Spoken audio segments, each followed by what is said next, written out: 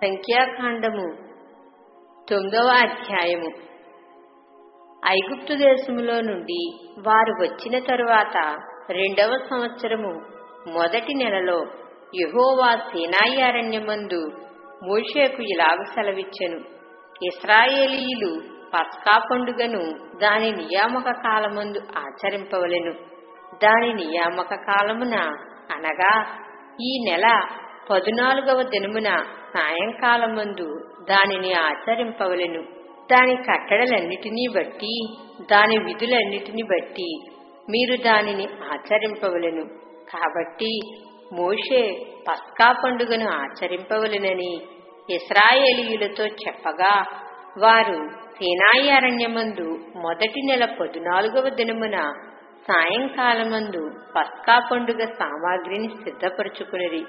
యెహోవా మోషేకు ఆజ్ఞాపించిన సమస్తమును ఇశ్రాయేలీయులు అతడు చెప్పినట్లే చేసిరి. కొందరు నరశవమును ముట్టుట వలన అపవిత్రులై ఆ దినమున పస్కా పండుగను ఆచరింపలేకపోయిరి.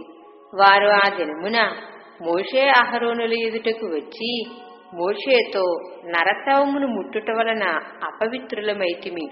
యెహోవా అర్పణమును దాని నియామక కాలమున ఇశ్రాయేలీయుల మధ్యను అర్పింపకుండునట్లు ఏల అడ్డగింపబడితమని అడుగగా మోషే, నిలువుడి, మీ విషయములో యెహోవా ఏమి సెలవిచ్చునో నేను తెలుసుకొందునని వారితో అనెను. అప్పుడు యెహోవా మోషేకు ఇలాగు సెలవిచ్చెను.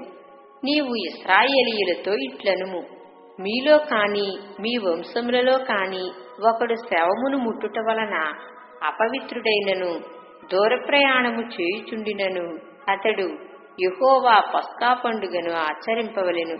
వారు 2వ నెల 14వ దినమున సాయంకాలమున దానిని ఆచరించి పొంగని వాటితోనూ చేదు ఆకుకూరలతోనూ దానిని తినవలెను. వారు మరునాటి వరకు దానిలో కొంచెమైనను మిగలనీయవలదు. దానిలోనిది ఒక్క ఎముకైనను విరువవలదు. పస్కా పండుగ విషయమైన కట్టడలన్నిటిని బట్టి వారు దానిని ఆచరింపవలెను.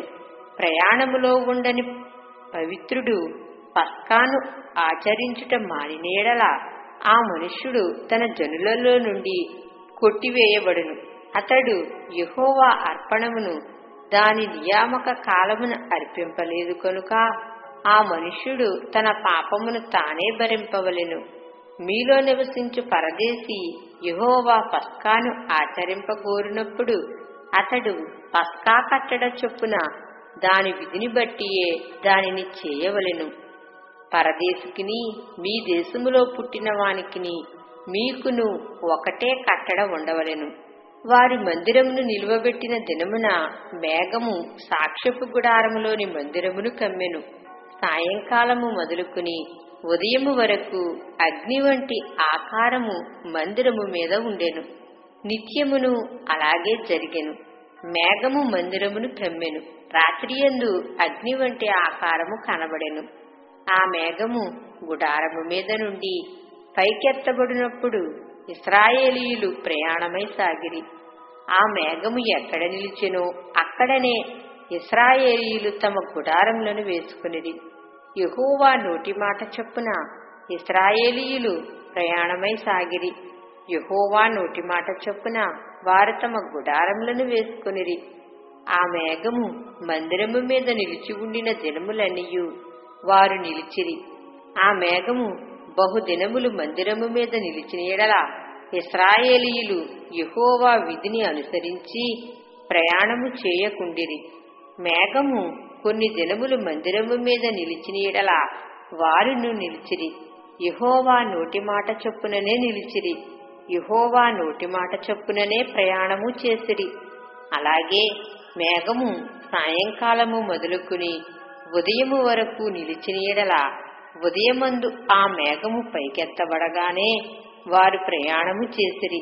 పగలేమి రాత్రి ఏమి ఆ మేఘము పైకెత్తబడినప్పుడే వారు ప్రయాణము చేసిరి. ఆ మేఘము 2 దినములు కాని 1 నెల కాని ఏడాది కాని తొడుగు చేసి మందిరము మీద నిలిచిన ఎడల ఇశ్రాయేలీయులు ప్రయాణము చేయక తమ గుడారములలో నిలిచిరి. అది ఎత్తబడినప్పుడు వారు ప్రయాణము చేసిరి. యెహోవా మాట చొప్పున వారు తమ గుడారములను వేసుకునిరి. యెహోవా మాట చొప్పున వారు ప్రయాణము చేసిరి. మోషే ద్వారా యెహోవా చెప్పిన మాటను బట్టి యెహోవా ఆజ్ఞ అనుసరించి నడిచిరి.